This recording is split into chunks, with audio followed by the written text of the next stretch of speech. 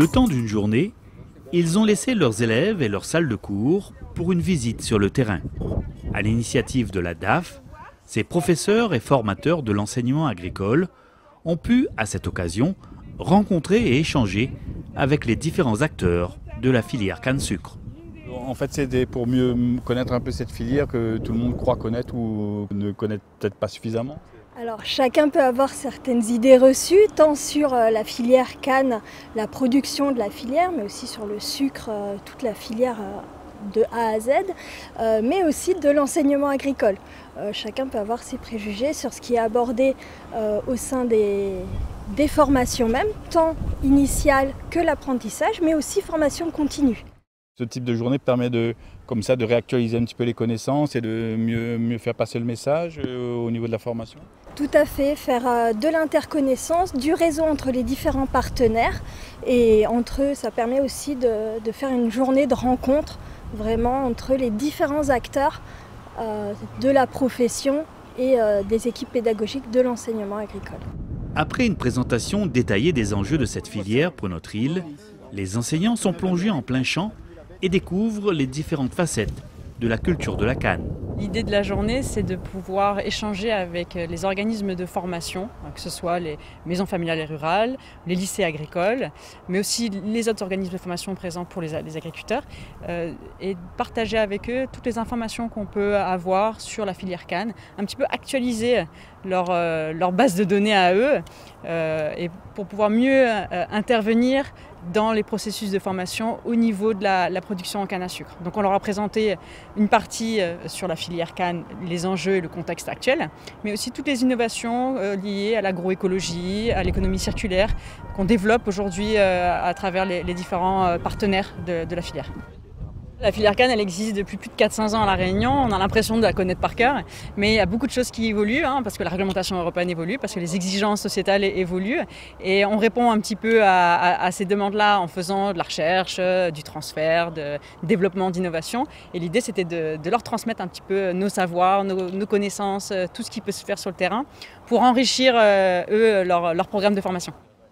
Depuis 1929, les chercheurs n'ont eu de cesse de créer et d'améliorer les variétés de canne à sucre. Aircan est aujourd'hui l'un des organismes de recherche à la pointe dans ce domaine au niveau mondial. C'est ça qui m'étonnait de voir que c'est stressé quand même, quoi, et qu'a priori ça tient quand même des variétés qui tiennent. On voit là, en termes de croissance, donc c'est beaucoup plus vert, c'est plus haut, alors qu'il y a des endroits c'est complètement... on voit des feuillages desséchés là-bas, on voit, effectivement, on voit des comportements de variétés très différents face à l'environnement climatique. On est ici dans un champ de sélection, donc on est à un stade de ligne. Ici on expérimente depuis 2018 120 variétés différentes. L'objectif, ça va être dans cet essai de commencer à acquérir des données de rendement hectare et de données de richesse sur 120 variétés qu'on va comparer aux témoins commerciaux de la zone.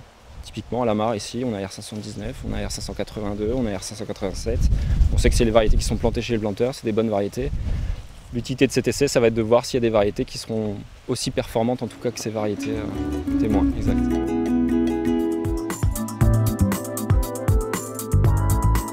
Développer et renforcer les échanges entre les équipes pédagogiques de l'enseignement agricole et le monde de la recherche, c'est aussi l'un des objectifs de cette rencontre avec les différents acteurs de la filière canne-sucre.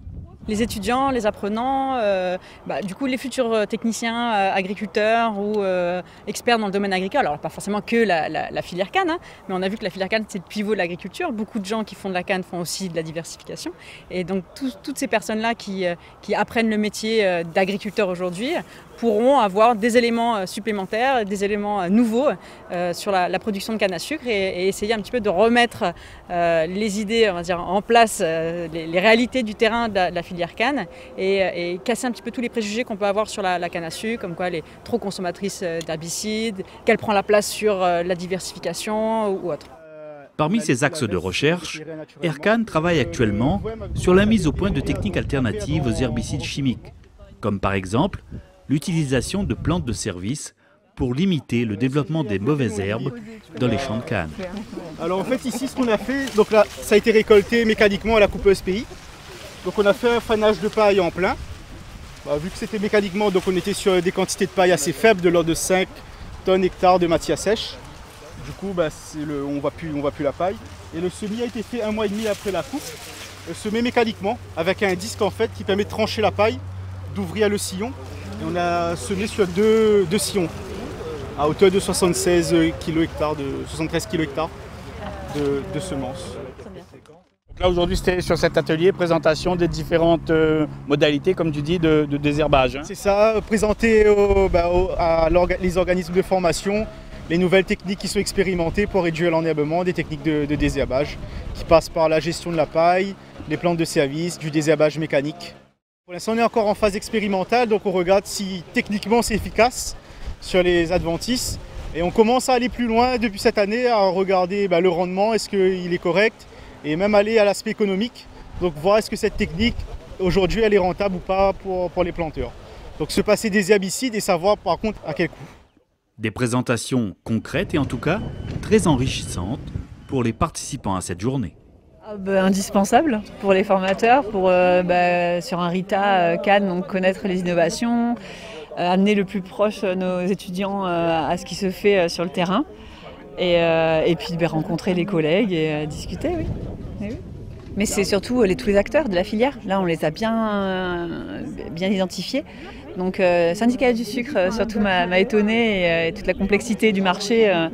Voilà, on n'imagine pas ça. Donc, le sucre réunionnais amené sur le marché mondial, ouais, c'est très intéressant. Une journée constructive avec les acteurs de la formation agricole et puis les professionnels de la filière canne sucre. Oui, une journée constructive et nécessaire pour qu'on puisse travailler ensemble. L'idéal est de promouvoir la filière de la canne, que c'est une filière qui est importante pour la Réunion, qu'elle a encore de l'avenir, qu'elle est encore créatrice d'emplois. Donc c'est nécessaire que tous les acteurs qui interviennent en amont sur de la formation et jusque nous, professionnels qui interviennent et qui accompagnent les agriculteurs, qu'on puisse se mettre autour d'une table et participer à cette évolution sur du bon et de donner les bons outils, les bons moyens de communication pour permettre que ça continue.